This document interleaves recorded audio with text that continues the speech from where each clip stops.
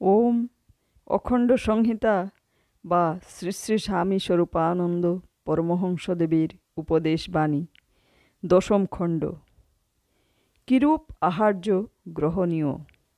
অপরাহ্নে শ্রী শ্রী বাবামণি কর্নওয়ালি স্কোয়ারে গিয়া বসিয়াছেন। জনৈক যুবক ভক্ত জিজ্ঞাসু হইয়া নানা প্রশ্ন জিজ্ঞাসা করিতে লাগিলেন। প্রশ্ন: আহারাদি কীরকম করব? শ্রী শ্রী বাবামণি: হিতাহার, মিতাহার, মেধ্যাহার। যে আহারীয় গ্রহণে শরীরের হিত হয়, অহিত হয় না। যে আহারের পরিমাণ প্রয়োজন মাফিক, প্রয়োজনের অতিরিক্ত নয়।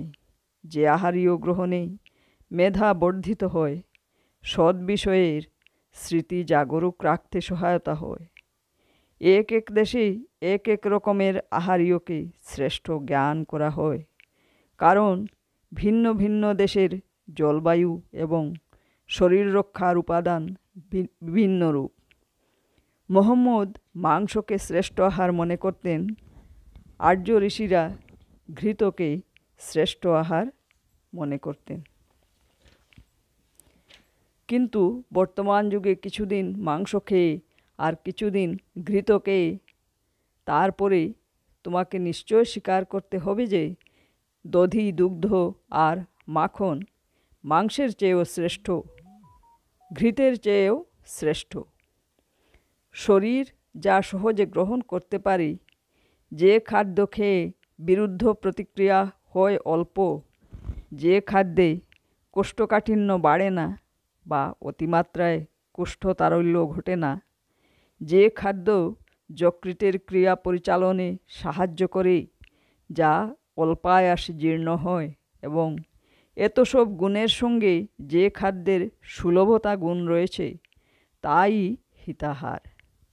এক মুঠা ভিজানো ছোলা 3খানা লুচির চেয়ে শ্রেষ্ঠ, যদি হজম করতে পারো, কারণ আটার প্রোটিন ছোলাতেও আছে, পরন্তু অতিরিক্ত তাজা ভাইটামিন আছে, বিশেষত সুলভতা গুণও এতে রয়েছে। সুতরাং হিতাহার নির্বাচন করতে গিয়ে খুব গোড়া হবার প্রয়োজন নেই।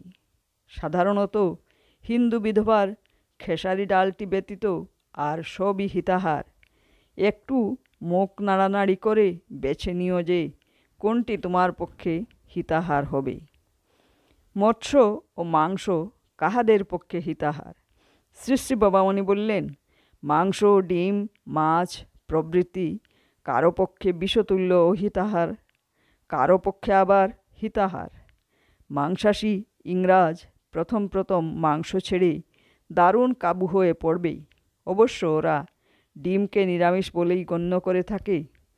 যাদের 42 পুরুষ ধরে নদী, নালা, খাল, বিল, পুকুরের মাছ ধরে খাচ্ছে, তাদের পক্ষে মৎস্যাহার পরিত্যাগ করে শরীরকে তার সমকক্ষ পুষ্টিকর উপাদান প্রদান করা অভ্যাসের দিক দিয়েও কঠিন, আর্থিক দিক দিয়েও কঠিন।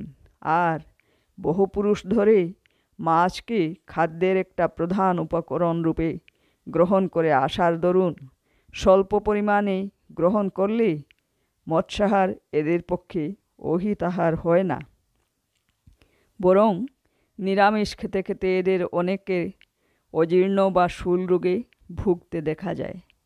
যারা সাধন ভজন করে জীবন কাটাবে, তাদের শুধু আহার সম্পর্কে কঠোর নিয়ম করে বহু খাদ্য বর্জন করা সম্ভব, কারণ আধ্যাত্মিক শ্রমে শরীরের বহু অনাবশ্যক ক্ষয় কমে যায় এবং পূরণের প্রয়োজনও কমে যায়।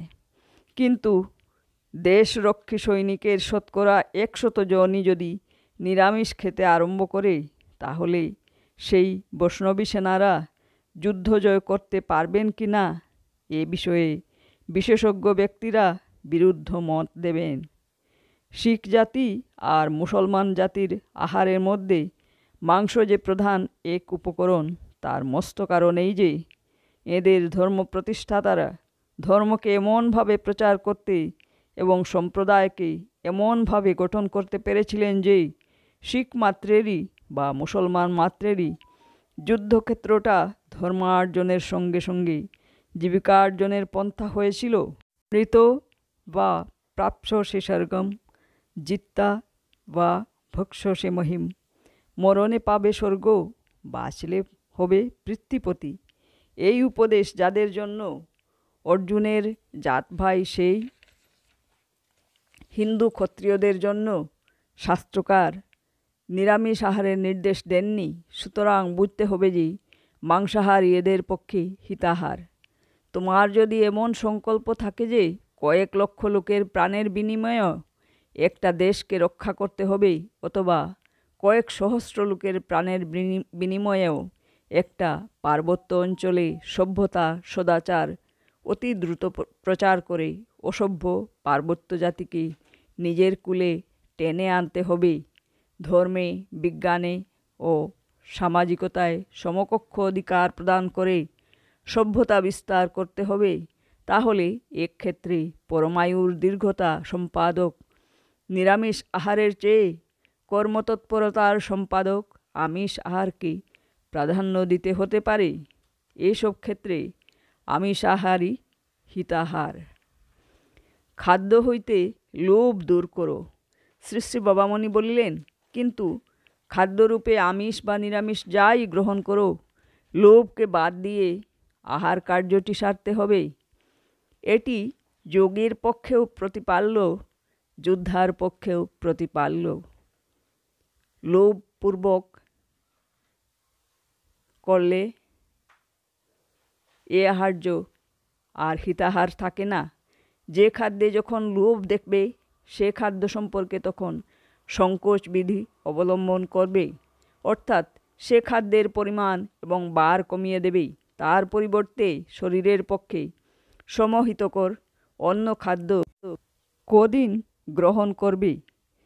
লোভ অনুভূত হচ্ছে বলে কোনো খাদ্যকে একেবারে বর্জন করা সব সময়ে প্রয়োজন নয়। হরি ওম।